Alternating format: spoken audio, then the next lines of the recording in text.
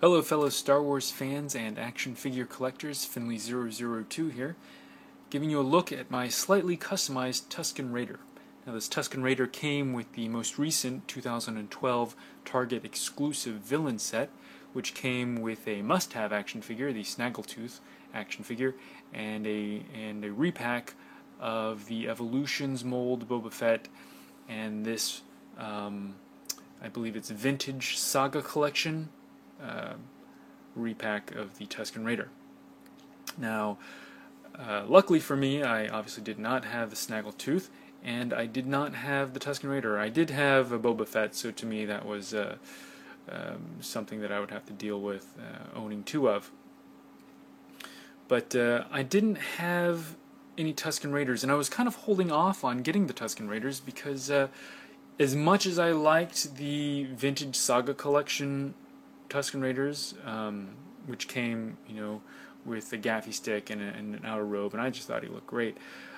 He did, however, come with the cut angle elbows, or the swivel elbows, which not that I'm a huge collector, but I have collected enough figures to know that that is a no deal. That is a deal breaker.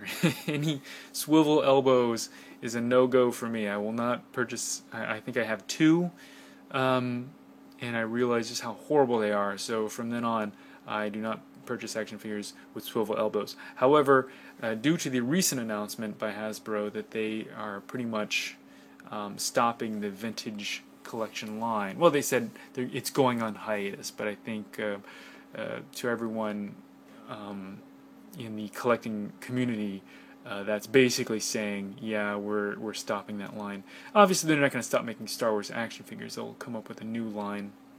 Obviously, the Clone Wars line is going strong, and they'll probably do some other type of saga, legendary line or something where they'll put out more action figures. However, I was hit with a slight panic that I will never see the long-awaited improvement on the Tusken Raider, which is basically what I was doing. I wasn't buying the Vintage Saga because of the swivel elbows. I was just going to hold out, just grin and bear it and wait until they came out with one with the ball-jointed elbows. So anyways, I was hit with that slight panic, and I was like, oh crap, that's it for the Vintage line. We're not going to see a new improvement on this. Besides, I think they included the one with the swivel elbows on a vintage card, so I guess that was my answer.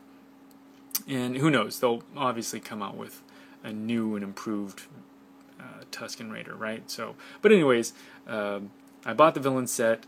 They gave me a Snaggletooth. They gave me my long-awaited Tusken Raider, and it gave me an extra Boba Fett. Now I had two Boba Fetts. What to do? So I figured I'd do some customizing, and I basically just cut off Boba's arms. I know that's sacrilege in some communities and punishable by death in others. But I cut off his arms, and I just gave it to the Tusken Raider. And, this is obviously a work in progress. This is not the finished product. Obviously, I'll have to do some painting, and his sleeves or his robes, there's a drastic cut-off point here. I try to smooth out the very sharp edges. So maybe some Sculpey modeling clay in there to blend it. But that's I don't think that it's going to really demand too much effort to do so, and I think it'll blend rather well.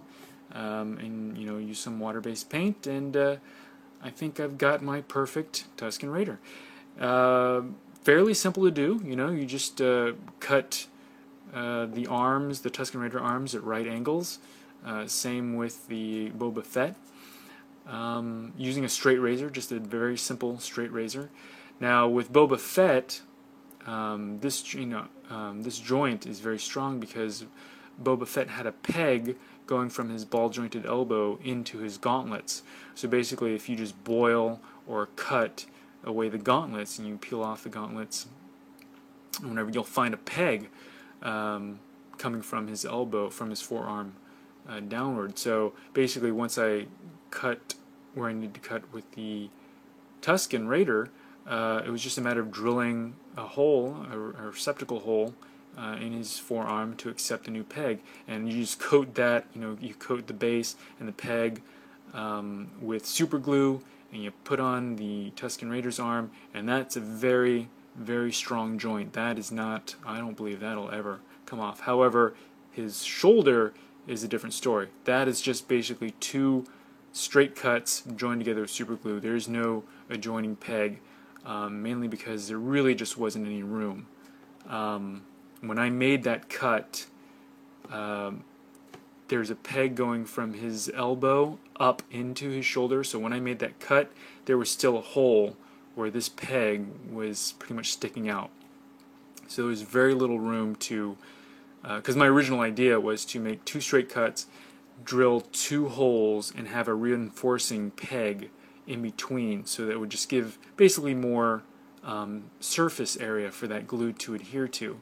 But like I said, there was already a hole where this peg existed, so that idea sort of went out the window. So I just had to accept super gluing two flat joints. So there's really no reinforcement going on here. This is just basically super glue holding this arm together. And so far, it can take a beating. It's holding up pretty well. Who knows how this will be a year from now, or if any real extensive play goes on between either my nephews or my future kid-to-be. We'll see. Only time will tell. But, like I said, with a little paint, a little Sculpey, I believe this is a fairly easy fix, or I guess relatively easy fix would be the proper phrase, to get my perfect Tusken Raider. Now, he does still have that funky little wrist. I know people were complaining about the weird angle of his wrist. And yeah, it's a little funky, but whatever, man. It's still cool. And of course, like I said, I need to paint and put some putty. But until then, if I put the outer robes on, his arms will be hidden, and then I will have a 14 point of articulation, ball-jointed almost everything, Tusken Raider. That makes me a happy camper. Alright, you guys, that's it for my custom Tusken Raider. Just showing you what you can do as well if you get this villain set and you end up with a second Boba Fett, because, let's face it, any collector worth his salt will already have that Boba Fett in his collection, and this one will just be an extra one that you can relegate to parts. So this is what you can do with some super glue and a straight razor or an X-Acto knife. Alright, you guys, that's it for now. I will talk to you later. May the Force be with you. Bye.